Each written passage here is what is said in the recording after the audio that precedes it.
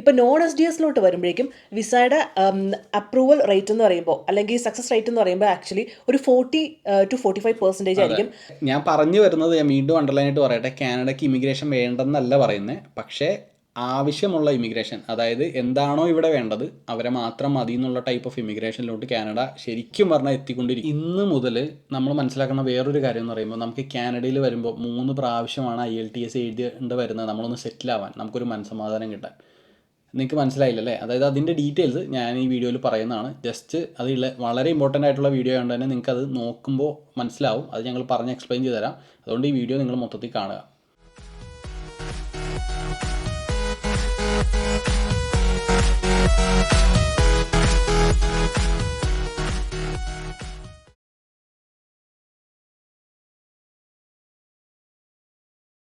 അപ്പോൾ welcome back to Canadian ഡസ്കർ. അപ്പോൾ ഇന്ന് ഞങ്ങൾ സംസാരിക്കാനായിട്ട് പോകുന്ന കാര്യം എന്ന് പറയുമ്പോഴേക്കും, ഒരുപാട് ആൾക്കാർക്ക് ഇപ്പോൾ തന്നെ ന്യൂസ് കിട്ടിയെന്ന് അറിയാം. എന്നാലും മനസ്സിലാവാത്ത കുറേ പോർഷൻസ് ഞങ്ങൾ ഞങ്ങളുടേതായ രീതിയിൽ ഇൻ്റർപ്രറ്റ് ചെയ്ത്, അല്ലെങ്കിൽ ശരിക്കും നടക്കുന്ന കാര്യം തന്നെ ഞങ്ങൾ പറഞ്ഞ് നിങ്ങൾക്ക് മനസ്സിലാക്കി തരാനാണ് നോക്കുന്നത്. അപ്പോൾ വേറൊന്നുമല്ല, നമ്മുടെ STS മാറിയ കാര്യം. അതായത് ഞാനൊക്കെ 2018 വന്ന സമയത്താണ് ബേസിക്കലി STS ഒക്കെ തുടങ്ങിയ സമയം, സ്റ്റുഡൻറ്റ് ഡയറക്റ്റ് സ്ട്രീം. അപ്പോൾ നമുക്കൊന്ന് ആദ്യം വന്ന സമയത്ത് ഇതിൻ്റെ ഇമ്പോർട്ടൻസ് ഒന്നും പ്രോപ്പർലി നമുക്ക് അറിയില്ലായിരുന്നു. പക്ഷേ യഥാർത്ഥത്തിൽ നമുക്ക് അതിൻ്റെ വിസ ഫയൽ ചെയ്ത് നമുക്ക് വെറും വിത്തിൻ എന്താ പറയുക 10 days 15 daysനുള്ളിലൊക്കെ വിസ കിട്ടിയപ്പോഴാണ് ഓക്കെ ഇത് ഇത്രയും നല്ലൊരു കാര്യമെന്ന് മനസ്സിലായത്. ഇപ്പോഴത്തെ ഇതനുസരിച്ച് അതായത് നവംബർ 8 മുതൽ, അതായത് ഇപ്പോൾ ഓൾറെഡി സ്റ്റാർട്ട് ചെയ്ത് കഴിഞ്ഞു. അതായത് നവംബർ 8 മുതൽ ഇവർ SDS കാറ്റഗറി അങ്ങ് എടുത്ത് മാറ്റുവാണ് കനേഡിയൻ ഗവൺമെൻറ് ചെയ്യണത്. അത് വേറെ ഒന്നുകൊണ്ടുമല്ല, ഇപ്പോഴത്തെ കറണ്ട് സിറ്റുവേഷൻ, കാനഡയിലുള്ള കറണ്ട് സിറ്റുവേഷൻ അനുസരിച്ച് കുറച്ച് ഇപ്പോൾ ഹൗസിങ് പ്രോബ്ലംസ്, അങ്ങനെ ഒരുപാട് പ്രോബ്ലംസ് ഇപ്പോൾ നടക്കുന്നുണ്ട്. അപ്പോൾ ഇതിൻ്റെയൊക്കെ കാരണം എന്ന് പറയുമ്പോൾ ഒരുപാട് ആൾക്കാർ കയറി വരുന്നതുകൊണ്ടാണെന്നുള്ളൊരു ഇത് ഗവൺമെൻറ്റിന് ഇപ്പോൾ മനസ്സിലായെന്ന് തോന്നുന്നു. അപ്പോൾ അതിൻ്റെ ഭാഗമായിട്ട് എലക്ഷൻ വരാൻ പോകുന്നുണ്ട്. അപ്പോൾ അതിൻ്റെ ഭാഗമായിട്ട് ശരിക്കും പറഞ്ഞാൽ ഇങ്ങനെ സ്റ്റുഡൻസിനെ കട്ട് ഡൗൺ ചെയ്യുകയാണ് ചെയ്തത്. അപ്പോൾ അങ്ങനെ ഉള്ള സ്റ്റുഡൻസ് എന്ന് പറയുമ്പോൾ അപ്പോൾ നമ്മൾ വിചാരിക്കും ഇതിപ്പോൾ എല്ലാ രാജ്യങ്ങളിലും ഉള്ളതാണോ? ആക്ച്വലി ഈ SDS എന്ന് പറയുന്നത് ഒരു 14 കൺട്രീസിൽ മാത്രം ഗവൺമെൻറ് കൊടുത്തോണ്ടിരുന്ന ഒരു പ്രത്യേക സ്ട്രീമായിരുന്നു. പ്രയോറിറ്റി ആയിട്ട് കൊടുത്ത ഒരു വിസ പ്രോസസിംഗ് കാറ്റഗറി ആയിരുന്നു. അത് ഇന്ത്യ, അതുപോലെ തന്നെ ചൈന, ബ്രസീൽ, കൊളംബിയ, ഇങ്ങനെയുള്ള ചില കൺട്രീസ് ഉണ്ട്. അപ്പോൾ ഇങ്ങനെയുള്ള കൺട്രികൾക്ക് വേണ്ടി മാത്രമുള്ളൊരു പ്രത്യേക സ്ട്രീമായിരുന്നു ഈ SDS എന്ന് പറയുന്നത്. അപ്പോൾ ആ ഒരു സ്ട്രീമാണ് ഗവൺമെൻറ് അങ്ങ് എടുത്തു കളഞ്ഞത്. അപ്പോൾ ഇത് എടുത്തു കളഞ്ഞത് കൊണ്ട് എന്താണ്? അപ്പോൾ ചിലവർ ചോദിക്കും, ഓക്കെ ഇത് എടുത്തു കളഞ്ഞാൽ നമുക്ക് പല ബെനഫിറ്റ്സ് ഇല്ലേ എന്ന് ചോദിക്കും. പക്ഷേ നമ്മൾ ശരിക്കും ചിന്തിക്കേണ്ടത്, ബെനഫിറ്റ്സ് ഇതുണ്ടായിരുന്ന സമയത്തായിരുന്നു കൂടുതൽ നമുക്ക് ഉണ്ടായിരുന്നത്. അത് നമ്മൾ കൂടുതൽ അറിയുന്നില്ല. കാരണം നമുക്ക് ഈ പറഞ്ഞ പോലെ ഒരു 2-3 weeks അല്ലെങ്കിൽ ഒരു 1 monthനുള്ളിൽ തന്നെ വിസ കിട്ടുമായിരുന്നു നമ്മൾ സബ്മിറ്റ് ചെയ്ത് കഴിയുമ്പോൾ. അപ്പോൾ ഈ വിസ കിട്ടുന്നത് അതിൻ്റെ ആ ഒരു ലെങ്ത് കൂടിക്കഴിഞ്ഞാൽ നമ്മൾ എത്രമാത്രം കാര്യങ്ങൾ ഒരുപാട് ഒരു 1 year മുമ്പേ പ്ലാൻ ചെയ്യണമെന്നുള്ളത്. അതായത് ഫോർ എക്സാമ്പിൾ ഞാൻ പറയുകയാണെങ്കിൽ, നമ്മൾ നേരത്തെ SDS വേണ്ടി ഫോർ എക്സാമ്പിൾ നമ്മൾ ഈ സെപ്റ്റംബറിലോട്ടാണ്, ഇപ്പോൾ 2025 സെപ്റ്റംബറിലോട്ടാണ് നമ്മൾ ഇൻടേക്കിൽ പോകാൻ ഉദ്ദേശിച്ചെങ്കിൽ നമ്മുടെ ലോൺ ജൂലൈയിൽ പാസ്സായാലേ പോലും നമുക്ക് ഒരു 1 month മുമ്പ് ഉണ്ടെങ്കിൽ നമുക്ക് SDS വെച്ചാൽ കിട്ടുന്ന ടൈപ്പായിരുന്നു. അപ്പോൾ നമുക്ക് ഒരുപാട് ടെൻഷൻ അടിക്കേണ്ട കാര്യം ഉണ്ടായിരുന്നില്ല. പക്ഷേ നോൺ SDS കാറ്റഗറി ആകുമ്പോഴേക്കും വിസയുടെ പ്രോസസ്സിങ് ടൈം നമുക്ക് ഒരിക്കലും ജഡ്ജ് ചെയ്യാൻ പറ്റുന്നില്ല. അത് ഒരിക്കലും ഒരു മന്ത്സാണ്. അതായത് ചിലപ്പോൾ ഒരു ഇൻടേക്ക് കഴിയാം, 2 ഇൻടേക്ക് കഴിഞ്ഞാൽ പോലും ചിലപ്പോൾ 8 months എടുത്തെന്നിരിക്കാം. അതുകൊണ്ട് നിങ്ങൾക്ക് ഈ സെപ്റ്റംബറിൽ പോകണമെങ്കിൽ ചിലപ്പോൾ നിങ്ങൾക്ക് അതിന് മുമ്പത്തെ ഡിസംബറിലേ നിങ്ങൾ പ്ലാൻ ചെയ്ത് വെച്ചാൽ മാത്രമേ നിങ്ങൾക്ക് അത്ര സ്പേസ് കിട്ടുള്ളൂ. നമ്മുടെ നാട്ടിൽ ഒരുപാട് ഏജൻസീസ്, ഇപ്പോൾ ഞങ്ങൾക്ക് 2-3 മെസ്സേജ് വന്നായിരുന്നു നമ്മുടെ ഇൻസ്റ്റാഗ്രാമിൽ. അപ്പോൾ അതിൽ പറഞ്ഞേക്കുന്ന കാര്യം വെച്ചാൽ പിള്ളേർ പറയുന്നത്, ഓക്കെ നമുക്കിപ്പോൾ നാട്ടിൽ പറയുന്നത് GIC ഇല്ലല്ലോ, അപ്പോൾ അതുകൊണ്ട് തന്നെ കൂടുതൽ എളുപ്പമായില്ലേ, അപ്പോൾ അങ്ങനത്തെ ഉള്ള കാര്യങ്ങളൊക്കെ പറയുന്നത്. പക്ഷേ യഥാർത്ഥത്തിൽ നിങ്ങൾ മനസ്സിലാക്കുക, 14 രാജ്യത്തിന് മാത്രം ഉണ്ടായിരുന്ന പ്രയോറിറ്റി എടുത്ത് കളയുമ്പോൾ നിങ്ങൾക്ക് ശരിക്കും പ്രിഫറൻസ് കിട്ടുകയാണോ ചെയ്യുന്നത്, അല്ലെങ്കിൽ നിങ്ങൾ അതായത് ബാക്കിയുള്ള എല്ലാ രാജ്യങ്ങളും ഇപ്പോൾ ഒരു ഈക്വൽ ലെവലിൽ തന്നെ നിൽക്കുന്നത്. അപ്പോൾ നമ്മൾ നോക്കുമ്പോൾ US അതുപോലെ തന്നെ ഓസ്ട്രേലിയയിൽ നിന്ന് സ്റ്റുഡൻസ് പഠിക്കാൻ വരുന്നുണ്ട്. പിന്നെ ഈ പറഞ്ഞ പോലെ പല പല രാജ്യങ്ങൾ, ഇപ്പം നമുക്ക് പറയാൻ ഇപ്പോൾ യൂറോപ്യൻസ് പല പല രാജ്യങ്ങളുണ്ട് അവിടെ. അപ്പോൾ അവിടെ നിന്നുള്ളവരൊക്കെ പഠിക്കാൻ വരുന്നുണ്ട്. അപ്പോൾ ഇവരെന്നൊക്കെ പറയുമ്പോൾ ഇവർ ഒന്നാമത്തെ കാര്യം ഇവരൊക്കെ ഇംഗ്ലീഷ് കൺട്രിയിൽ നിന്ന് തന്നെ വരുന്ന ആൾക്കാരാണ്. പിന്നെയെന്ന് പറയുമ്പോൾ നമ്മൾ ചിന്തിച്ചു കഴിഞ്ഞാൽ കുറച്ചുകൂടി ഫിനാൻഷ്യൽ ആയിട്ടുള്ള കാര്യങ്ങൾ, സ്റ്റേബിൾ ആയിട്ടുള്ള ആൾക്കാരുമാണ്. അവർക്ക് സപ്പോർട്ടിംഗ് ഡോക്യുമെന്റ്സ് ആയിട്ട് വെക്കാൻ വരുമ്പോൾ, അപ്പോൾ അവരുടെയൊക്കെ ഒരേ ത്രാസിൽ ഇന്ത്യക്കാരെയും അല്ലെങ്കിൽ ബാക്കിയുള്ള ഈ സോക്കോൾഡ് പാകിസ്ഥാനീസും അല്ലെങ്കിൽ ശ്രീലങ്കൻസും അങ്ങനെയൊക്കെ പെടുത്തുമ്പോൾ എന്താ പ്രശ്നം പറ്റുന്നതെന്ന് വെച്ചാൽ, ചിലപ്പോൾ നമ്മുടെ ആപ്ലിക്കേഷൻ പുറകെ പോകും. അതിൻ്റെ അടുത്ത കാര്യമാണ് ഞങ്ങൾ പറയാൻ ഉദ്ദേശിക്കുന്നത്. SDS വിസയുടെ അതായത് റിജക്ഷൻ, അതായത് വിസ അപ്രൂവൽ ഇതെന്ന് പറയുമ്പോഴേക്കും എത്രയായിരുന്നു? അത് SDS കാറ്റഗറി ആണെങ്കിൽ ഒരു 75 to 80% വരെ ഏകദേശം എല്ലാവർക്കും തന്നെ വിസ കിട്ടുമായിരുന്നു. വിസ അപ്രൂവൽ അതിപ്പോൾ അതായത് ആ 14 കൺട്രീസിൽ നിന്ന് മാത്രം എടുത്ത് നോക്കുമ്പോൾ അത്രയും പേർക്ക് കിട്ടുമായിരുന്നു, 75 to 80.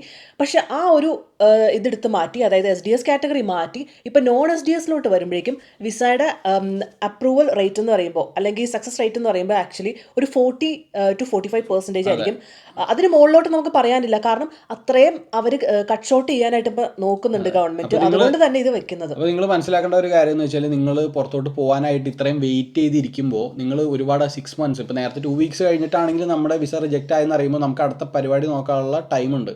നിങ്ങൾ ഇത്രയും ഹെവി പ്രോസസ്സ് വെച്ച് കഴിഞ്ഞിട്ട് നിങ്ങൾ ആ ഡോക്യുമെൻറ്റ്സ് ഒപ്പിച്ചു, ടാക്സ് ഡോക്യുമെൻറ്റ്സ് ഒപ്പിച്ചു, ഞാൻ നേരത്തെ പറഞ്ഞാൽ GIC ഇല്ലെങ്കിൽ നിങ്ങൾ ബാക്കിയുള്ള നിങ്ങളുടെ ഫിനാൻഷ്യൽ ഡോക്യുമെൻറ്റ്സ് കാണിച്ചേ പറ്റൂ. നിങ്ങൾ ഫ്രീ ആയിട്ടെന്നുള്ള രീതിയിൽ വെച്ച് കഴിഞ്ഞാൽ നിങ്ങൾക്ക് നാട്ടിൽ ഏജൻസിക്കാർ പറയുന്ന പോലെ ഒരിക്കലും കിട്ടില്ല. അപ്പോൾ അങ്ങനെ വെച്ച് കഴിഞ്ഞ് നിങ്ങൾ 6 മാസം 8 മാസമൊക്കെ കഴിഞ്ഞിട്ട് നിങ്ങൾക്ക് റിജക്ഷൻ വന്നു കഴിഞ്ഞാൽ നിങ്ങളുടെ ഇപ്പം ഞാൻ പറഞ്ഞില്ലേ, ഇപ്പോൾ 80% ആണ് മറ്റേതെങ്കിൽ വിസ സക്സസ് റേറ്റ് എങ്കിൽ ഇതിന് 40% ആണ്. അപ്പോൾ നമ്മൾ ടൈമും കൊടുത്തു, പക്ഷേ നമുക്ക് വിസയും റിജക്ഷൻ ആവാനുള്ള ചാൻസും കൂടുതലാണെങ്കിൽ വളരെ ഇതാണ്. അപ്പോൾ എല്ലാവരും മനസ്സിലാക്കുക, ശരിക്കും പറഞ്ഞാൽ ഇത് ഒരു നല്ലൊരു ചേഞ്ച് അല്ല, അതൊരു നെഗറ്റീവായിട്ടുള്ള ചേഞ്ചാണ് സ്റ്റഡി വിസ എന്നുള്ളത്. ഇത് നെക്സ്റ്റ് ഇയർ തുടങ്ങി, അതായത് ഫ്രം 2025. ഇത് വെച്ച് നോക്കുമ്പോൾ ഒരു ഹാപ്പി ന്യൂസാണ്. കാരണം 45% അല്ലെങ്കിൽ 40 to 45% കനേഡിയൻസ്, അതായത് കാനഡയിലുള്ള ടെമ്പററി റെസിഡൻസിന് മാത്രമായിരിക്കും PR കൊടുക്കുന്നത്. നേരത്തെ അങ്ങനെ ഒരു സോ കോൾഡ് പെർസെൻറ്റേജ് നമ്പറൊന്നും ഉണ്ടായില്ല. പക്ഷേ ഈ PR കൊടുക്കുമ്പോൾ വേറൊരു കാര്യമാണ് നീ ചിന്തിക്കേണ്ടത്. അത് നമുക്ക് നമ്മൾ സ്റ്റുഡൻറ്റ് വിസ നമുക്ക് കിട്ടി, നമ്മൾ IELTS ഒക്കെ എഴുതി വന്ന് കിട്ടി, അത് കഴിഞ്ഞിട്ട് പിന്നെ നമ്മൾ വർക്ക് പെർമിറ്റിലോട്ട് കിടക്കണമെങ്കിൽ നെക്സ്റ്റ് ഒരു IELTS എഴുതണം, അത് കഴിഞ്ഞ് അതിനകത്തുനിന്ന് പിന്നെ നമ്മൾ PR കിടക്കണമെങ്കിൽ പിന്നെ IELTS എഴുതണം, 2-3 times IELTS. അതാണ് ഞാൻ നേരത്തെ പറഞ്ഞ കാര്യം. ഒരു മിനിമം 3 പ്രാവശ്യമെങ്കിലും IELTS എഴുതാതെ നിങ്ങൾക്ക് കാനഡയിൽ ഇനി ഒരു സ്റ്റേബിൾ ഗ്രൗണ്ടിലോട്ട് എത്താൻ പറ്റില്ല. അത് മിനിമം ആണ്. കാരണം PR കിടക്കുന്ന സമയത്ത് ചിലപ്പോൾ ഒരു പക്ഷെ ഒന്നായിരിക്കില്ല, ചിലപ്പോൾ കാരണം ഇന്നത്തെ പോയിന്റ്സ് അനുസരിച്ച് ഭയങ്കര പോയിന്റ്സിലാണ് ഇപ്പോൾ PR വിളിക്കുന്നത്. അപ്പോൾ ചിലപ്പോൾ 2-3-4 times ഒക്കെ മൾട്ടിപ്പിൾ ടൈംസ് എഴുതേണ്ടി വരും. അങ്ങനെ എഴുതിയേക്കുന്ന ആൾക്കാർ ഇപ്പോൾ റീസെന്റ് PR കിട്ടിയേക്കുന്നവരും നമുക്കറിയാവുന്ന നമ്മുടെ ഫ്രണ്ട്സ് കുറച്ച് പേരുണ്ട്, അതുപോലെ തന്നെ 3-4 times. കാരണം ആ 0.5 ആണ്, ഈ 0.5 കൂട്ടി കിട്ടാൻ വേണ്ടി തന്നെയാണ് അവർ എഴുതി ഇത് റെഡിയാക്കി എടുത്തത്. Hi every one. അപ്പോൾ ഞങ്ങളുടെ ചാനൽ കാണുന്ന എല്ലാവർക്കും വളരെയധികം നന്ദി. അപ്പോൾ ഞങ്ങൾക്ക് കുറച്ച് എൻക്വയറീസും കാര്യങ്ങളും ഇൻസ്റ്റാഗ്രാമിൽ വരുന്നുണ്ട്. അപ്പോൾ അത് പ്രമാണിച്ച് ഞങ്ങളൊരു കോളിൻ്റെ സെഷൻ പ്ലാൻ ചെയ്യുന്നുണ്ട് ഞങ്ങളുടെ വ്യൂവേഴ്സിന് വേണ്ടി. അപ്പോൾ ആ ഒരു സെഷന് വേണ്ടി ആക്ച്വലി ഞങ്ങളൊരു വീക്ക്ലി ഒരു 2 calls ആണ് ഞങ്ങൾ എക്സ്പെക്ട് ചെയ്യുന്നത്. അപ്പോൾ ആ ഒരു 2 calls ഞങ്ങളൊരു 20 minutes ടൈം വെച്ചിട്ടാണ് കാൽക്കുലേറ്റ് ചെയ്യുന്നത്. അപ്പോൾ അതിനുവേണ്ടി നിങ്ങൾ ചെയ്യേണ്ടത് എന്താണെന്ന് വെച്ച് കഴിഞ്ഞാൽ, ഞങ്ങളുടെ വീഡിയോ കണ്ടു കഴിഞ്ഞിട്ട് അതിൻ്റെ താഴെ കമൻറ്റ് ചെയ്യുക എന്നുള്ളതാണ് നിങ്ങളുടെ ഡ്യൂട്ടി. അപ്പോൾ കമൻറ്റ് ചെയ്യുമ്പോൾ നിങ്ങൾ ഇൻക്വയറി എന്ന് പറഞ്ഞ്, കോളിന് വേണ്ടിയാണെങ്കിൽ ഇൻക്വയറി എന്ന് പറഞ്ഞ് നിങ്ങൾ കമൻറ്റ് ചെയ്യണം. അപ്പോൾ ഞങ്ങളിത് എടുക്കേണ്ടത് എങ്ങനെയാണെന്ന് വെച്ച് കഴിഞ്ഞാൽ, ഫസ്റ്റ് കമൻറ്റ് ചെയ്യുന്ന ആളെ ഞങ്ങൾ ഉറപ്പായിട്ടും കോൺടാക്ട് ചെയ്തിരിക്കും. പക്ഷേ ഇതെങ്ങനെ ഫസ്റ്റ് എന്ന് പറയുന്നത് എന്താണെന്ന് വെച്ച് കഴിഞ്ഞാൽ, നിങ്ങളത് കമൻറ്റ് ചെയ്ത് കഴിഞ്ഞിട്ട് ഉടനെ തന്നെ അതിൻ്റെ ഒരു സ്ക്രീൻഷോട്ട് എടുത്ത് ഞങ്ങൾക്ക് ടെക്സ്റ്റ് മെസ്സേജ്, അതായത് ഞങ്ങളുടെ ഇൻസ്റ്റാഗ്രാമിൽ ഞങ്ങളുടെ ഇൻബോക്സിൽ സെൻഡ് ചെയ്ത് തരണം. അപ്പോൾ അങ്ങനെ ഫസ്റ്റ് വരുന്നയാളെ ഞങ്ങൾ ഉറപ്പായിട്ടും കോൺടാക്ട് ചെയ്യും. പിന്നെ കോൾ സെഷന് നമ്മൾ ഫസ്റ്റ് കം ഫസ്റ്റ് സെർവ് എന്ന് പറഞ്ഞത് അത് ഒരേ ഒരു ആൾക്ക് മാത്രമാണ്, അതായത് ഏറ്റവും ഫസ്റ്റ് ഇടുന്ന ആൾക്ക് മാത്രം. പിന്നെ നമ്മൾ നോക്കുന്നത് ഇമ്പോർട്ടൻസ് അനുസരിച്ചിട്ടായിരിക്കും, അല്ലെങ്കിൽ ആളുടെ നീഡ് അനുസരിച്ചിട്ടായിരിക്കും നമ്മൾ നെക്സ്റ്റ് ഒരു ആളെ നമ്മൾ വിളിക്കുന്നത്. അതേപോലെ തന്നെ നിങ്ങൾക്ക് ഇനിയിപ്പോൾ ഒരു കമ്മ്യൂണിറ്റി ബിൽഡിംഗ് പോലെ, അതായത് നിങ്ങൾക്ക് ഇവിടെ വരുമ്പോൾ ആദ്യമായിട്ട് വീട് എടുക്കാൻ ആൾക്കാർ, നിങ്ങൾക്ക് ഫ്രണ്ട്സിനെ അറിയില്ല, അല്ലെങ്കിൽ ഒരു കോഴ്സ് പഠിക്കാൻ വരുമ്പോൾ ഇന്ന കോളേജിൽ അല്ലെങ്കിൽ ഇന്ന ഗ്രൂപ്പിൽ നിങ്ങൾക്ക് ആ ഫ്രണ്ട്സ് ഇല്ല. അപ്പോൾ അങ്ങനെ ഒരു കമ്മ്യൂണിറ്റി ബിൽഡിംഗ് പോലെ ഞങ്ങൾ ബേസിക്കലി ചെയ്യാനായിട്ട് തുടങ്ങുന്നത്. അതിന് 2 വാട്സാപ്പ് ഗ്രൂപ്പും 2 ഫേസ്ബുക്ക് ഗ്രൂപ്പുമാണ് തുടങ്ങാൻ ഉദ്ദേശിക്കുന്നത്. അതിൽ ഒരെണ്ണം എന്താ പറയുക, സ്റ്റഡി വിസയ്ക്ക് വേണ്ടി മാത്രം, മറ്റത് നമ്മുടെ വർക്ക് വിസയും ആൻഡ് PR ബേസ് ചെയ്തതിന് വേണ്ടി മാത്രം.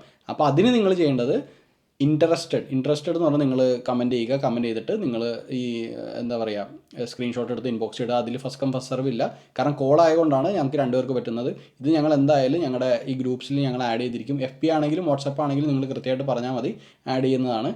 അപ്പോൾ കൂടുതലൊന്നും പറയുന്നില്ല, അപ്പോൾ നിങ്ങൾ ബാക്കി അത് ചെയ്യുക. അപ്പോൾ thank you so much, bye. Thank you. ശരിക്കും ആക്ച്വലി ഇനി കാനഡയ്ക്ക് ആവശ്യമുള്ള ആൾക്കാരെന്ന് പറയുമ്പോൾ സ്കിൽ ട്രേഡ് ഉള്ള ആൾക്കാർ, അതുപോലെ തന്നെ ഹെൽത്ത് കെയർ, അഗ്രികൾച്ചർ. പിന്നെ ഹെൽത്ത് കെയർ എന്ന് പറയുമ്പോൾ നിങ്ങൾ വിചാരിക്കും എല്ലാം അതിനകത്ത് പെടുമെന്ന്, പക്ഷേ എല്ലാം അതിനകത്ത് ആക്ച്വലി പെടില്ല. കാരണം ഇപ്പം നമുക്കറിയാം ഡോക്ടേഴ്സ് വന്നാൽ എത്രമാത്രം കഷ്ടപ്പാടാണ് ഇവിടെ ഉള്ളൊരു ഡോക്ടർ ആവണമെങ്കിൽ ചെയ്യേണ്ടതെന്ന് അറിയാം. പക്ഷേ ഈ ഹെൽത്ത് കെയർ എന്ന് ഉദ്ദേശിക്കുന്നത് ശരിക്കും പറഞ്ഞാൽ നേഴ്സസ്, ആ ഒരു കാറ്റഗറിയാണ് മെയിനായിട്ട് എല്ലാവരും ഉദ്ദേശിക്കുന്നത്. 80% ഹെൽത്ത് കെയർ എന്ന് പറയുന്നത് തന്നെ ശരിക്കും പറഞ്ഞാൽ നേഴ്സസ് ആണ്. അത് കാനഡയിലെ മാത്രം കാര്യമല്ല, ലോകത്ത് എല്ലാത്തിനുള്ള സംഭവമാണത്. കാരണം നിങ്ങൾക്കറിയാം, ഡോക്ടേഴ്സ് ആയിക്കോട്ടെ, ഫാർമസിസ്റ്റ് ആയിക്കോട്ടെ, ഒപ്ട്രോമിസ്റ്റിസ്റ്റ് ആയിക്കോട്ടെ, ഏത് കാറ്റഗറി ഓഫ് ഡിഫറെൻറ്റ് ഇതാണെങ്കിലും, ഇവൻ ഫിസിയോതെറാപ്പി, നാട്ടിൽ ഫിസിയോതെറാപ്പി പഠിച്ചാൽ പോലും ഇവിടുത്തെ ആ ഒരു പൊസിഷനിലെത്താനായിട്ട് നമുക്ക് ഒരു tedious പ്രോസസ്സാണ്. പക്ഷേ നേഴ്സുമാർക്ക് അങ്ങനെ ഇതില്ല.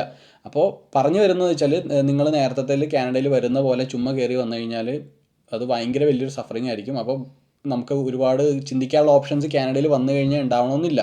അപ്പോൾ ആദ്യമേ പറയട്ടെ, ഏജൻസിക്കാർ പറയുമ്പോൾ പോലെ നിങ്ങൾക്ക് ഇപ്പം നമുക്ക് കൃത്യമായിട്ടൊരു ലിസ്റ്റ് ഉണ്ട് ഏതൊക്കെ എന്താ പറയുക കോഴ്സസ് പഠിച്ചാലാണ് PGWPന് നിങ്ങൾക്ക് എലിജിബിൾ ആവുക എന്നുള്ള ലിസ്റ്റ്. ആ ലിസ്റ്റിൽ കയറി നോക്കിയിട്ട് മാത്രം നിങ്ങളെ കോഴ്സ് ഫീസ് അടക്കുക. ഫീസ് അടച്ചിട്ട് മാത്രമേ നിങ്ങൾ വരാൻ പാടുള്ളൂ. പിന്നെ ഞാൻ നേരത്തെ പറഞ്ഞ പോലെ 3 പ്രാവശ്യം IELTS എഴുതിയാൽ മാത്രമേ കാനഡയിൽ ഇനിയൊരു സ്റ്റേബിൾ ഗ്രൗണ്ടിലോട്ട് എത്താൻ പറ്റുള്ളൂ. അതും 3 എന്ന് പറയുന്നത് വളരെ മിനിമമാണ്. നിങ്ങൾക്ക് 3-നപ്പുറം ഫോർ എക്സാമ്പിൾ UK പോകാൻ IELTS വേണ്ട. അവിടെ ഞാൻ UK പോകാൻ വേണ്ടി ആരും പ്രഷർ ചെയ്യണമല്ല, പക്ഷേ ഞാൻ പറഞ്ഞതാണ് ഒരു എക്സാമ്പിൾ. ഞാൻ ഒരു ഓൾട്ടർനേറ്റീവ് എന്ന് പറയുമ്പോൾ UK പോകാൻ നിങ്ങൾക്ക് IELTS വേണ്ട, അവിടെ PR അടിക്കാൻ നിങ്ങൾക്ക് IELTS വേണ്ട, 5 കൊല്ലം നിങ്ങൾക്ക് വർക്ക് ചെയ്താൽ മതി, അല്ലെങ്കിൽ നിങ്ങൾക്ക് അവിടുത്തെ സ്റ്റേ ബാക്കിലോട്ട് പോകാൻ വേണ്ടി IELTS വേണ്ട. അപ്പം അങ്ങനെയുള്ള കൺട്രീസൊക്കെ ഉണ്ട്. വേറെ കൺട്രീസ് നമുക്കറിയാവുന്ന കുറച്ച് ആൾക്കാരാണെങ്കിലും ആക്ച്വലി ഇപ്പോൾ നിഖിലിൻ്റെ കൂടെ നേരത്തെ വർക്ക് ചെയ്തുകൊണ്ടിരുന്ന കമ്പനിയിൽ ഉണ്ടായിരുന്ന ഒരു 2-3 പേര് ഇതുപോലെ തന്നെ PR ആയിട്ടില്ല, അവർക്ക് PR ആവാതെ തിരിച്ചു പോകേണ്ട ഒരു സിറ്റുവേഷൻ വരെ വന്നിട്ടുണ്ട്. ഞാൻ പറഞ്ഞു വരുന്നത്, ഞാൻ വീണ്ടും അണ്ടർലൈനായിട്ട് പറയട്ടെ, കാനഡയ്ക്ക് ഇമിഗ്രേഷൻ വേണ്ടെന്നല്ല പറയുന്നത്. പക്ഷേ ആവശ്യമുള്ള ഇമിഗ്രേഷൻ, അതായത് എന്താണോ ഇവിടെ വേണ്ടത് അവരെ മാത്രം മതി എന്നുള്ള ടൈപ്പ് ഓഫ് ഇമിഗ്രേഷനിലോട്ട് കാനഡ ശരിക്കും പറഞ്ഞാൽ എത്തിക്കൊണ്ടിരിക്കുന്നതാണ്. അതുകൊണ്ട് അത്രയും ടൈറ്റായിട്ട് പോകുമ്പോൾ ഇവിടെ ആവശ്യമുള്ള സ്കിൽഡ് ആയിട്ടുള്ള ആൾക്കാരെ മാത്രമാണ് ഇവിടെ ശരിക്കും പറഞ്ഞാൽ അവർ ഹാൻഡ് പിക്ക് ചെയ്തെടുക്കുന്നത്. ആ ഒരു പ്രോസസ്സിലോട്ട് എത്തിക്കൊണ്ടിരിക്കുന്നതാണ്. അതുകൊണ്ട് തന്നെ 12th, ഞാൻ വീണ്ടും പറയുന്നു, ഞാൻ പണ്ടേ തുടങ്ങി പറയുന്നൊരു കാര്യമാണ്, കാനഡ ഈസ് നോട്ട് ഫോർ എന്താ പറയുക 12th ഗ്രാജുവേറ്റ് എന്ന് പറയില്ല. 12th കഴിഞ്ഞിട്ടുള്ള ആൾക്കാർക്ക് പറ്റിയ ഒരു നല്ലൊരു ഗ്രൗണ്ടല്ല ഇപ്പോഴത്തെ അവസ്ഥ, പ്രത്യേകിച്ച് കാനഡ. അതുകൊണ്ട് തന്നെ ഇതിൽ കൂടുതൽ നമുക്ക് പറഞ്ഞ് മനസ്സിലാക്കാനും പറ്റുന്ന കാര്യമല്ല. ഇവിടെയുള്ള മിക്ക കാൻഡിഡേറ്റ് ഇപ്പോൾ ഈ പറഞ്ഞ പോലെ ഒട്ടുമിക്ക ആപ്ലിക്കൻസ് ആണെങ്കിൽ പോലും PR-ന് അപ്ലൈ ചെയ്യുന്ന ആപ്ലിക്കൻസ് 12th, പിന്നെ ബാച്ചിലേഴ്സ്, മാസ്റ്റേഴ്സ് ഇതൊക്കെ ഓൾറെഡി കഴിഞ്ഞിരിക്കുന്ന ആൾക്കാരാണ്. പിന്നെ അത് കൂടാതെ തന്നെ ഇപ്പോൾ ഇവിടെ വന്ന് ചിലപ്പോൾ സെക്കൻഡ് മാസ്റ്റേഴ്സ് ചെയ്യുന്ന ആൾക്കാരുണ്ടാവും. പിന്നെ നമ്മളിപ്പോൾ ഒരു കുറേ ആൾക്കാർ ഈ പറഞ്ഞ പോലെ ഇത് PhD ചെയ്യുന്ന ആൾക്കാരുണ്ട്. അപ്പോൾ ഇങ്ങനെ ഒരുപാട് കാറ്റഗറിയിലുള്ള ആൾക്കാരുണ്ട്. അപ്പോൾ നിങ്ങൾ 12th കഴിഞ്ഞ് വന്നമെന്ന് നിങ്ങൾക്ക് അത്രയും ഡ്രീം ആണെങ്കിൽ തന്നെ നിങ്ങൾ മസ്റ്റായിട്ടും, നിങ്ങളുടെ ഭാഗത്തുനിന്ന് ഒരു ഫോൾട്ടും വരാൻ പാടില്ല, നിങ്ങൾ മസ്റ്റായിട്ടും അത്രയും ഹൈലി എന്താ പറയുക ഗ്യാരണ്ടീഡ് ആയിട്ട് ജോബോ അല്ലെങ്കിൽ PNP കിട്ടുന്ന കാറ്റഗറിയിലുള്ള ജോബാണെങ്കിൽ അല്ലെങ്കിൽ അതിൻ്റെ സ്ട്രീം ആണെങ്കിൽ മാത്രം നിങ്ങൾ കയറി വരിക. അവസാനമായിട്ട് ഒരു കാര്യം കൂടി പറഞ്ഞ് നമ്മൾ നിർത്തുന്നു. പല ക്യാമ്പസസും ഇവിടെ അടച്ചു പൂട്ടിയിട്ടുണ്ട്. ഫോർ എക്സാമ്പിൾ നമ്മുടെ സെനക്കയുടെ മാർക്കം ക്യാമ്പസ്, അത് പ്രത്യേകിച്ച് പറഞ്ഞതെന്ന് വെച്ചാൽ പിള്ളേർ വരുന്നില്ല. കാരണം പിള്ളേർക്ക് ഇപ്പോൾ പേടിയുണ്ട്. ഈ പറഞ്ഞ പോലെ 3-4 IELTS എഴുതുക അല്ലെങ്കിൽ കറക്റ്റ് കോഴ്സ് എടുക്കുക, ഇവർക്ക് തന്നെ അറിയില്ല. പിന്നെ അതേപോലെ എൻ്റെ ഒരു എന്താ പറയുക ജോലി സ്ഥലത്ത് നിന്ന് അവൻ്റെ അനീതിയാണെങ്കിലും ഒരു ലാംപ്ടൻ്റെ സാറിനെ ക്യാമ്പസിൽ വരാനായിട്ട് ജനുവരിയിൽ ഓൾമോസ്റ്റ് ഫീസ് കൊടുത്തു. വിസ വെക്കണതിന് തൊട്ട് മുമ്പ് കോളേജുകാരുടെ അവിടെ നിന്ന് മെയിലും വന്നു, സോറി ഞങ്ങൾ ജാനുവരിയിലെ ഇൻടേക്ക് കോൾ ഓഫ് ചെയ്യണതാണ്, ഞങ്ങൾ ക്യാൻസൽ ചെയ്യണതാണ്, കാരണം ഞങ്ങൾക്ക് വേണ്ടത്ര പിള്ളേരില്ല. അപ്പം നിങ്ങളൊന്ന് ചിന്തിച്ചാൽ മതി, കാരണം നിങ്ങൾ ഇത്രയും കാര്യങ്ങളൊക്കെ റെഡിയാക്കി വെച്ച് കഴിയുമ്പോൾ ലാസ്റ്റ് കോളേജിന്റെ അതിന്റെ വേറൊരു കാര്യം എന്ന് പറയുമ്പോൾ അതൊരു മെഡിക്കൽ കോഴ്സും കൂടി ആയിരുന്നു. അത് ഹെൽത്ത് ഓറിയന്റഡ് കോഴ്സ് ആയിരുന്നു, ഒരു ബിസിനസ് മാനേജ്മെന്റ് കോഴ്സ് ആയിരുന്നില്ല. അവൻ്റെ പെങ്ങൾ വരുന്നത് അതൊരു പ്രോപ്പർ ഹെൽത്തിൻ്റെ റിലേറ്റഡ് ആയിട്ടുള്ള കോഴ്സായിരുന്നു. അത് കൃത്യമായിട്ട് പറഞ്ഞു കഴിഞ്ഞാൽ ഫാർമസി അസിസ്റ്റൻറ്റിൻ്റെ ഒരു കോഴ്സായിരുന്നു. അതുപോലും മാറ്റി വെക്കേണ്ട ഒരു അവസ്ഥ വന്നിട്ടുണ്ട്. അപ്പോൾ നമ്മൾ കറക്റ്റായിട്ട് തിങ്ക് ചെയ്യുക. അപ്പോൾ നമ്മൾ ഇനി കൂടുതൽ ഇതിനെപ്പറ്റി ഇതാക്കുന്നില്ല. അപ്പോൾ എന്തായാലും thank you so much for watching. See you guys in the next video. Until then bye. Thank U.